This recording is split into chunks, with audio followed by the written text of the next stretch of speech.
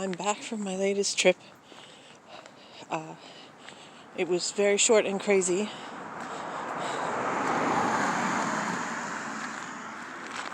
Had a pretty good technical glitch, which is I go on these things and I take all these pictures and, I take a lot of pictures.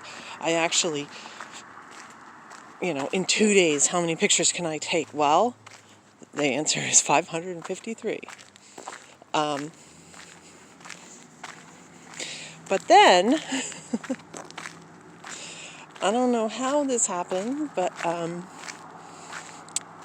normally have everything back up to Google, and it didn't back up, and the SD card I was using corrupted. Here comes my guy. Can you see him? Probably not. Let me put my... Can you see him? You can see his eyes. He's coming. He's coming. So, my second day I went to 5 museums, and they were actually really cool, and sounds like another one coming too. I hear meowing anyway. Can you see him? Probably not.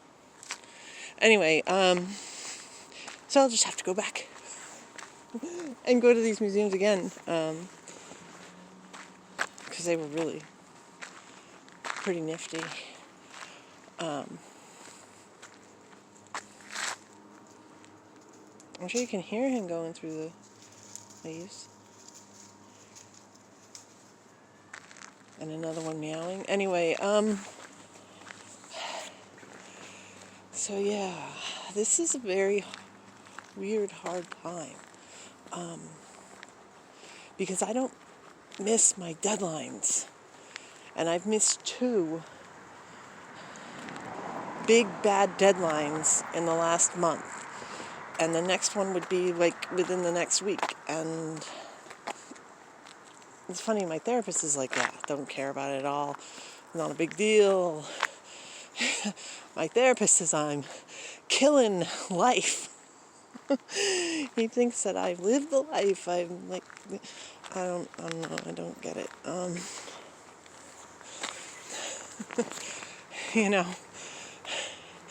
It seems so great on the outside. I can do whatever I want because I have no responsibilities and nobody to,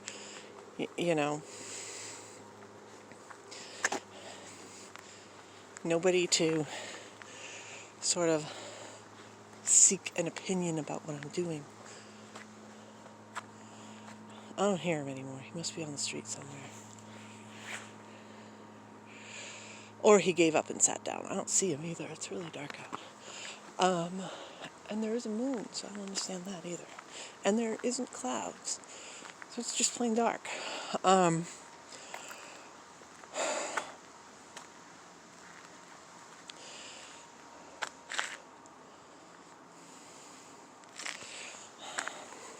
don't know.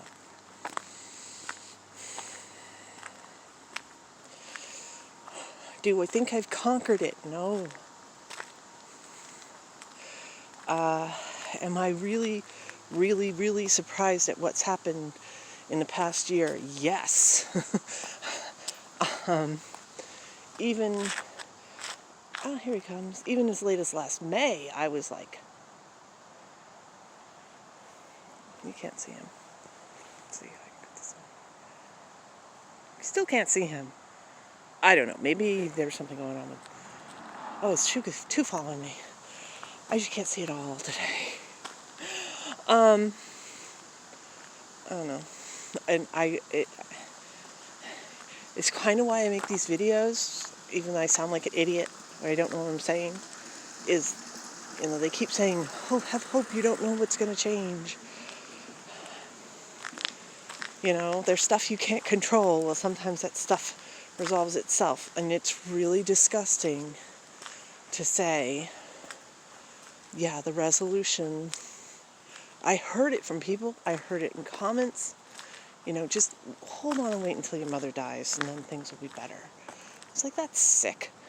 Come on, it's not going to make me change. Whatever. Yeah, it did. Just hold on and wait until your kid is out of the house. Well, he's not completely out of the house. He keeps coming back. Oh, God, it was ironic. He knew I was out of town. So he shows up at the house, calls me from my house when I'm not there to tell me that his therapist told him that he needs to disconnect from me and separate. And I'm like, you're at my house. I didn't bring you there. You got there on your own. You chose to go on your own totally.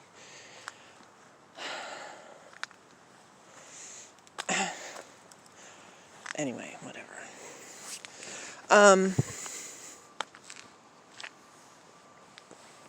There's one right there. Let's see. Now you can kind of see him. And here's the other one. Hi, guys. See, I have two following me, even though it's freezing cold out here. Actually, it's not that bad, comparatively. I keep the light off, by the way, in case you didn't notice, because I don't really want my neighbors to be like, what is that with the light on out there? I mean, like, take notice of that person. And there's a person right there in their car. They're going up there.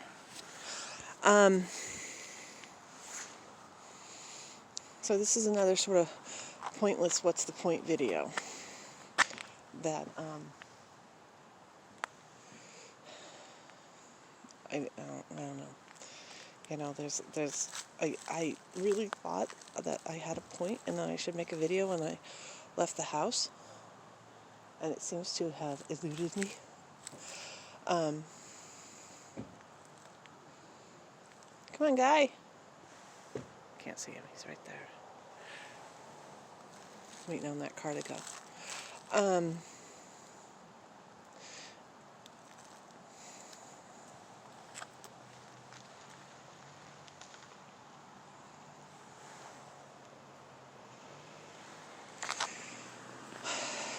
It's pretty traumatic to me, actually. That's the wrong word. Shocking, repellent, or repugnant. So my therapist, I'm hoping this was just a throw-off remark. I really do. God, if this is the way this guy's going, then I think I'm getting a new one, and I'm dead serious. Because he's like, okay, you're doing all these things, you know.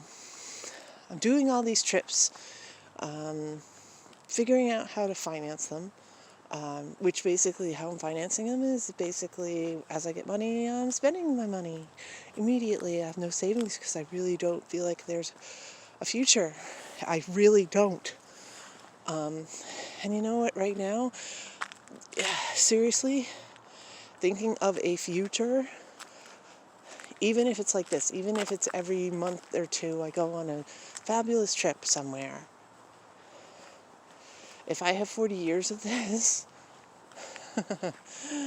no thanks. No thanks. The being alone thing is definitely better for me. Oh, there's my guy. He just bum rushed me. I mean, it's better than it was, but it's still not good. Even though I'm supposedly doing, you know, what everybody's dream is to do. To go do these little, you know, trips and not go into debt doing them. That is the key. So I'm not stressed about them. And they are a massive distraction. I mean, that's basically what it is. What I was doing before was reading all the time, like about at least every other day I was reading a novel. And sometimes I was reading a novel a day. And it was to distract myself and to give myself something to think about that I would have to concentrate on that was not my life. And now in a more extreme version of it, going on these little trips is, it's sort of like living a novel and having a completely radical new, you know, experience, do something completely different and distract myself. And I go on these trips because, people are like, oh, you should like go to the beach and relax. And I'm like, that would be completely counter everything, pointless. I mean, the point of this is to distract me, to sit on a beach and quote relax and think my thoughts is torture. It's horrible. And I don't have another trip planned yet. And that's not really good. I mean, that's actually, if you've seen the news, that's actually a problem. I think that for the next while, I'm only going to be able to go places I can drive. Because there's this funky disease. And I've been in like all the places where it's at, and I haven't gotten sick because I don't have that much luck. And even if I got it, I would just be really sick because I'm not the age that it kills you. And that's kind of a bummer. And I mean that. That would be so great if I had some funky disease that took me out, or I was in an accident and I wouldn't have to make a decision. It would be made for me. I would be so cool with that. And I know that's morbid and terrible, but really, truly, this is what happens when I stop and think. And my therapist, who's like, geez, you figured a way to be avoidant and to live and to be out in the world, and definitely not a cure, but pretty adaptive coping techniques. And I'm like, well, I don't know, if I could truly make a career of traveling, I mean, that would be a different kind of stress. I mean, I started Patreon, and I got people that did it. It's like insane. And then I actually made it a part of my trip to send postcards, which was a different kind of stress. Because I thought, oh yeah, this is going to be easy, finding postcards. It wasn't that easy. I guess people just don't do postcards anymore. I guess I haven't been paying attention. Not in the United States anyway. Everywhere else, they were everywhere. And then I had to find a way to mail them, which again, where I live, there's like a mailbox every other corner. Not in Boston. No, there's people over there. Hey guys, can you see them? Maybe I can get close enough you can see them. So that was interesting. I had some technical glitches on this trip. So you can just see their eyes if I put the light on. It doesn't do anything. It doesn't do anything, does it? It just makes their eyes all shiny.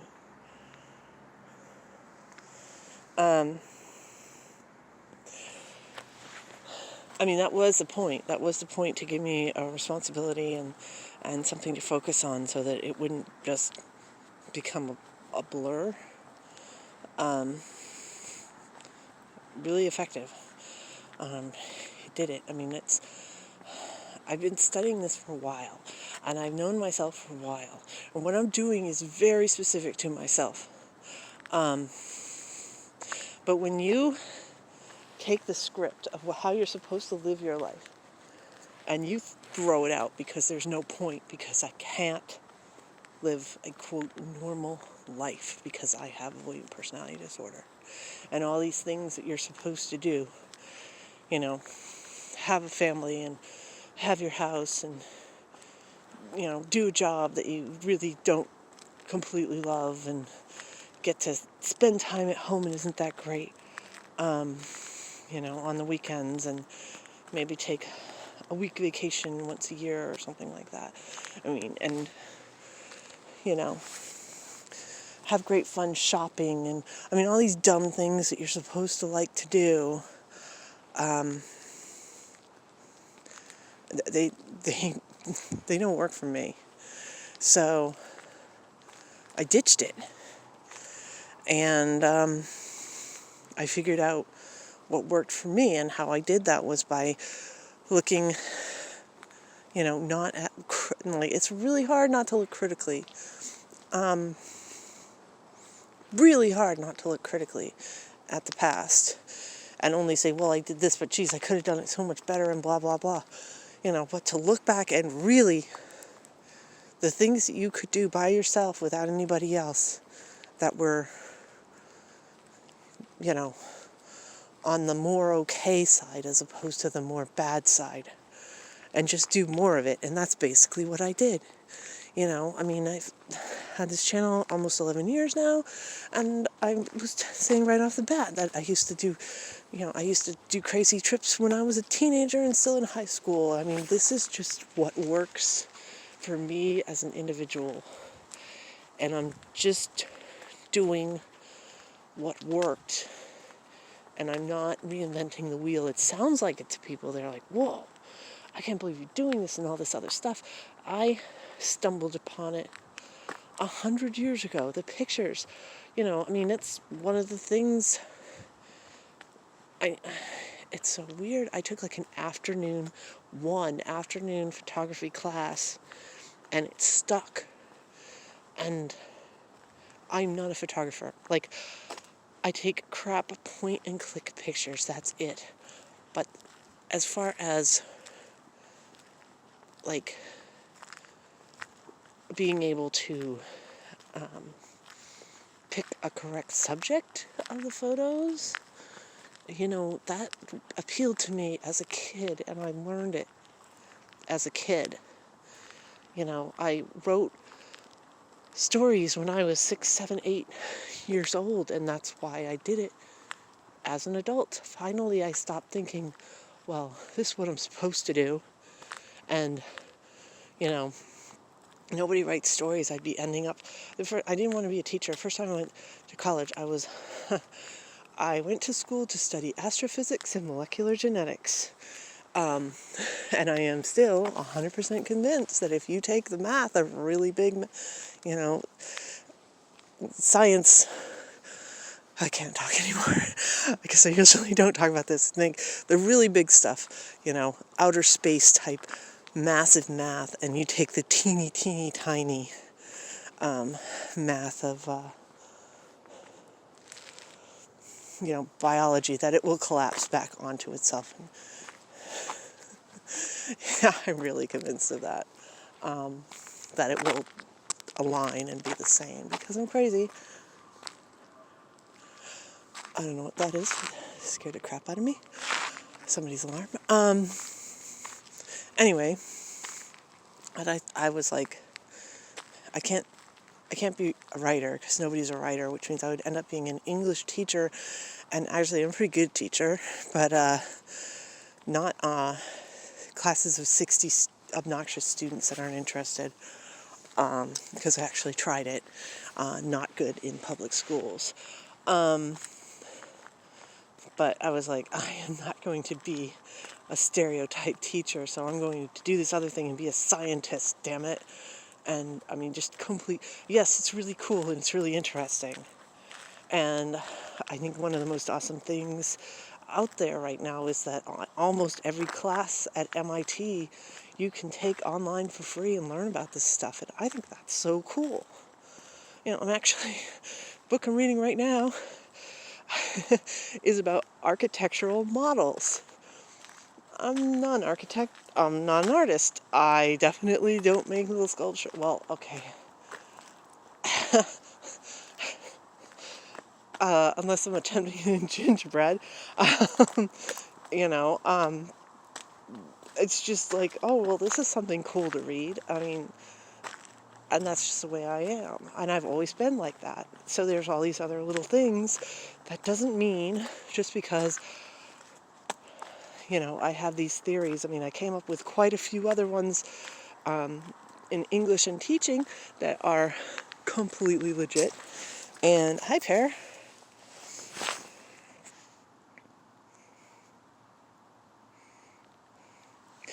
Anyway, way more of those than I ever did in physics, and if I went into physics, I would have to be doing theories all the time. So it's still, even though, I might have a minor aptitude and interest in it.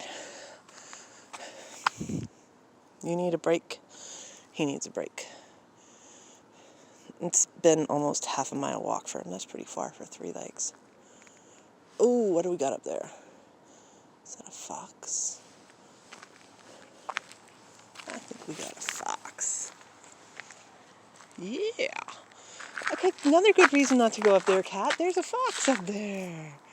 Come on back. Come on, let's go back. Anyway, come on, cats. Don't go up there. It's just a little one, but that means it's hungry. So, here, one of my neighbors still has Christmas lights. It's cool. I like Christmas lights all year round. Even though I think there's a law still in place. They could get ticketed for that. State law can't have Christmas decorations up past like sometime in February. They're coming. So, my little rambling message here, which is that I'm still, here you go, I'm still hanging in there.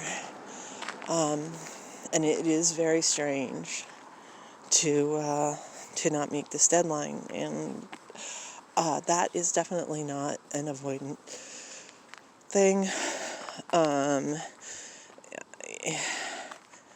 If it's anything, and don't like doing the diagnosing, I really don't. That would be, if that's something that you're like really compelled to follow rules and stuff, that's more of a, what is it? Obsessive compulsive personality disorder?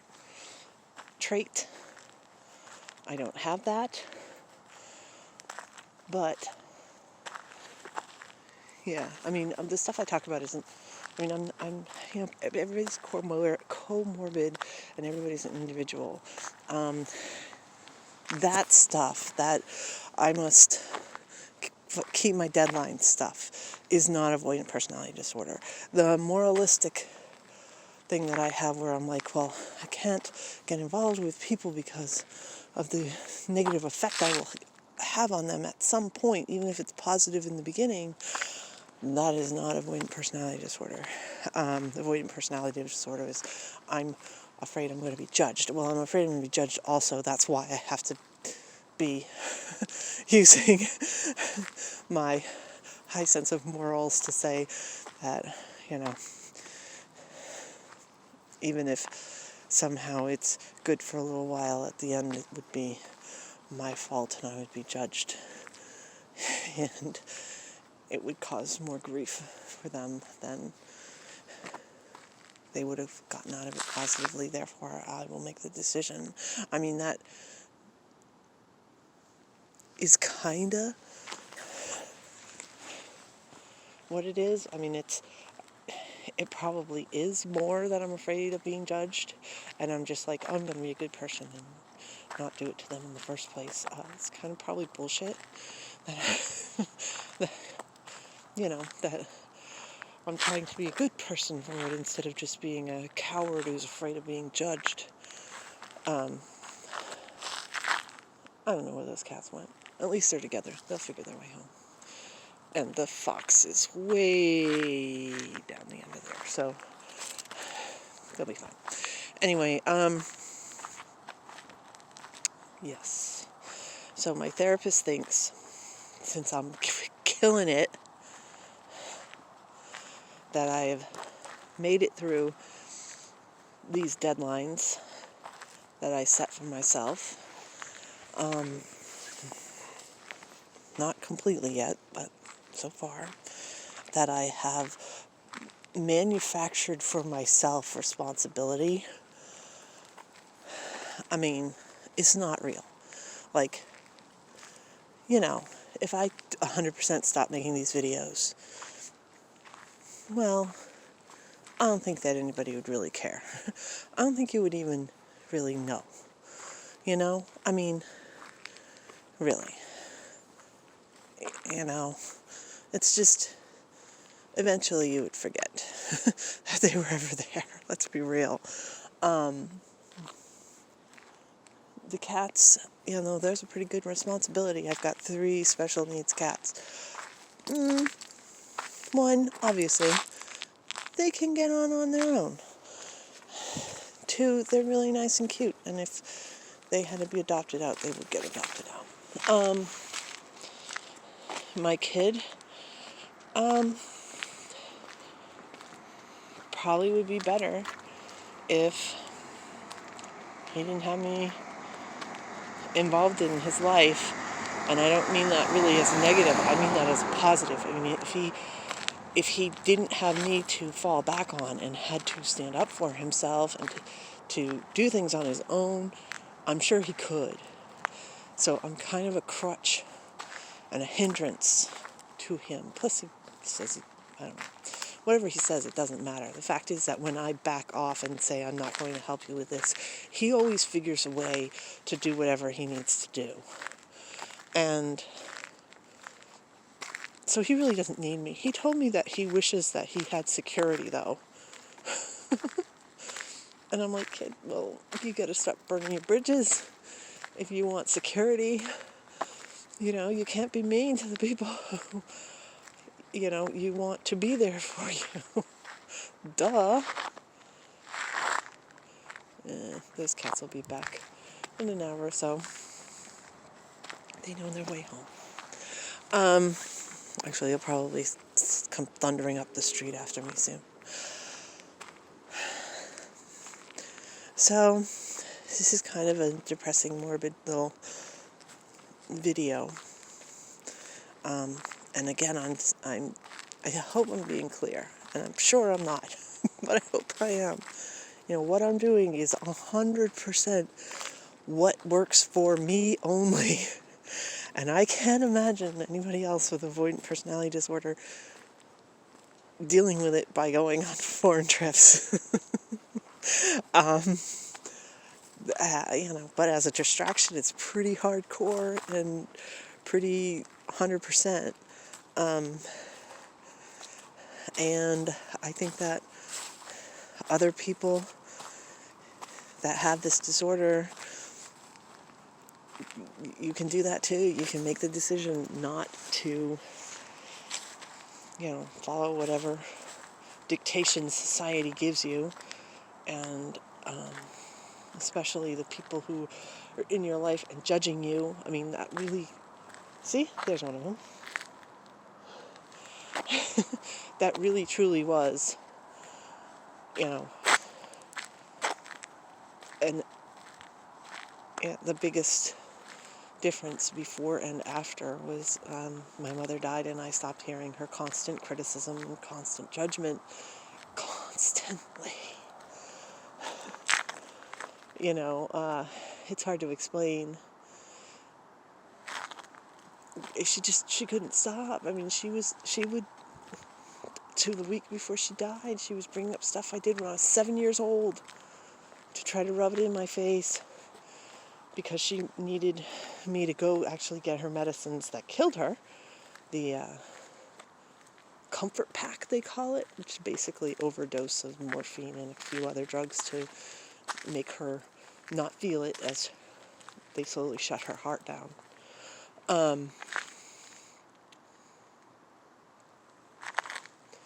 You know, yes, my life is a fuckload better now that my mother is out of the picture, because I'm not having that criticism constantly. And I bet there's a ton of people out there who are devoted to somebody who is holding them back. But you don't have to wait for that. And you can find something else to do other than this radical, I do not live in any way, shape, or form a normal lifestyle, you know? I mean, it took my mother dying for me to make these changes. I hope that you don't need that too, especially because a lot of people, it's not their parents and they're not going to outlive them. It's unfortunately, it's a partner who is holding them back, or a sibling that can't stop reminding them, and they're interacting with them, and they're going to interact with them until the day they die, and that's awful. And I don't know how to get away from that. I really don't. Okay, I'll wait for you. See, I told you he'd come back. I carry you. Anyway, but the horrible thing that my therapist thinks I should do is, of course, he thinks it's time for me to get into a relationship. The first month I started seeing him, he made me go on Tinder or something like that. There are videos about how traumatizing that was. Hi, guy. Do you want me to pick you up? Come on. Oh, there you are. Go ahead and purr. Be happy boy. There you go. Now he's happy. Are you happy? Anyway, so I've got to figure out how to convince my therapist that, no, that's really not the best plan for me. It's like, okay, so I got the stress out of my life, and I want to add to it. Are you crazy? Are you nuts? I mean, no, I'm not happy. Yes, I'm still, like, haunted all the time with the aloneness of it, and the fact that I have absolutely nobody to depend on.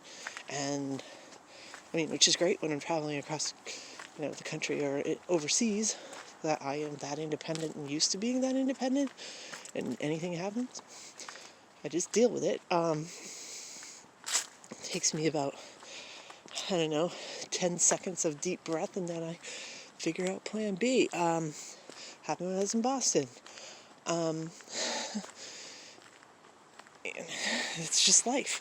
It happened when I was in the Sooks in Marrakesh, and my phone died, and I didn't have access to a map, and I was in this little, rat warren of,